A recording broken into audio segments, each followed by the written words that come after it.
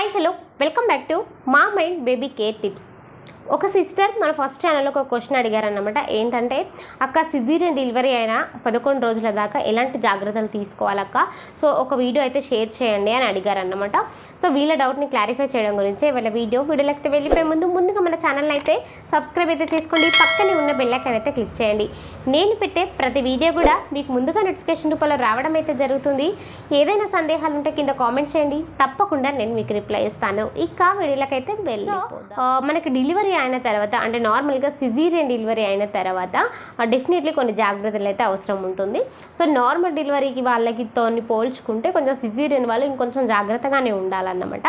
ఎందుకంటే వాళ్ళకి స్టిచెస్ వేసి ఉంటాయి కాబట్టి ప్రతి విషయంలో కూడా చాలా జాగ్రత్తగా ఉండాలన్నమాట.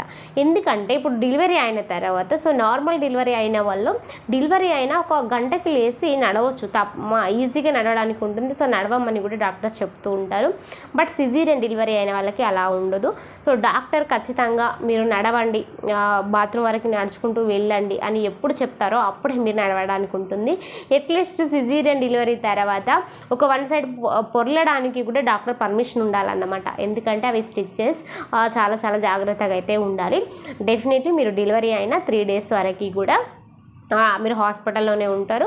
సో అప్పుడు మీ డాక్టర్స్ మీకు సిజేరియన్ అయిన తర్వాత సో కొన్ని మెడిసిన్స్తో పాటు కొన్ని జాగ్రత్తలు కూడా చెప్తూ ఉంటారన్నమాట. సో మీరు వాష్రూమ్కి వెళ్ళాలన్నా, లేకపోతే బెడ్ దిగాలన్నా, బేబీకి పాలు ఫీడింగ్ ఇచ్చేటప్పుడు సో ఈ జాగ్రత్తలు తప్పనిసరిగా మీకు చెప్తూ ఉంటారన్నమాట. సో ఎందుకంటే ఒకవేళ మీకు సిజేరియన్ డెలివరీ అయిన తర్వాత డాక్టర్స్ ఎప్పుడైతే మిమ్మల్ని మెల్లగా నడవాలని చెప్తారో సో మీరు అప్పుడే నడవాలి. సో మీ స్వతహాగా మీరు చేయడానికి లేదు, డాక్టర్ని అడిగిన తర్వాత, డాక్టర్ చెప్పిన తర్వాత మీరు చేయాల్సి ఉంటుంది. సో 3 daysలో మిమ్మల్ని ఎప్పుడైనా కూడా లేచి నడవండి అని చెప్తూ ఉంటారు. కొంచెం మెల్లమెల్లగానే నడవాలి, ఎక్కువగా నడవకూడదు. అలాగే బేబీకి ఫీడింగ్ ఇచ్చేటప్పుడు కూడా చాలామంది తల్లులకి ఏంటంటే స్టిచెస్ వల్ల చాలా ఇబ్బంది పడిపోతూ ఉంటారన్నమాట. సో అందుకనే ఏమవుతుందంటే కూర్చుండి ఫీడింగ్ ఇవ్వలేకపోతారు. కాకపోతే వీలైనంత వరకు పెద్దవాళ్ళ సపోర్ట్ తీసుకోండి. అంటే మీ మమ్మీ కానీ లేకపోతే మీ అత్తగారు కానీ ఎవరైనా సపోర్ట్ తీసుకొని పిల్లలకి పాలు అయితే ఇవ్వండి. పాలు ఇచ్చేటప్పుడు వీలైనంత వరకు సరే ఓకే మీకు ఇబ్బంది ఉన్నప్పుడు ఓకే పడుకొని ఇవ్వచ్చు, లేదు కొంచెం ఓకే నేను బాగానే కూర్చోగలుగుతాను అనుకుంటే ఈ 11 daysలో కూర్చుంటే పాలు ఇవ్వడానికి ట్రై చేయండి. పాలు ఇచ్చే పద్ధతి కూడా కొంచెం కంఫర్టబుల్గా, అంటే పిల్లలకి నోట్లో ఆ నిప్పులు అనేది పూర్తిగా వెళ్ళేలాగా ఇవ్వండి. లేదా అంటే పిల్లలు జస్ట్ ఆ నిప్పులే పట్టేస్తే మీకు ఆ నిప్పులు పగలడము అవుతుందన్నమాట. సో దానివల్ల మీకు పిల్లలకి ఇక రొమ్ము పాలు ఇవ్వడానికి ఇష్టపడరు. సో దాని తర్వాత చాలా ఇబ్బంది అయితే అవుతుంది. సో ఎప్పుడు ఒక్కటి గుర్తుపెట్టుకోండి, పిల్లలకి తల్లి పాలు మనం ఎప్పుడైతే మన బ్రెస్ట్ ఫీడింగ్ ఇస్తామో అప్పుడే బేబీకి అండ్ మనకి ఎఫెక్షన్ బాగా ఉంటుంది. మనం బాటిల్ ఫీడ్ ఇస్తే ఆ ఎఫెక్షన్ మనకు రాదు. సో పిల్లలకు కూడా ఆ ఎఫెక్షన్ ఉండదు. సో మనకు ఆ పాలు ఇస్తే, మన బ్రెస్ట్ ఫీడ్ ఇస్తేనే ఎఫెక్షన్ ఉంటుంది. సో వీలైనంత వరకు మీ పాలు ఇవ్వడానికి ట్రై చేయండి.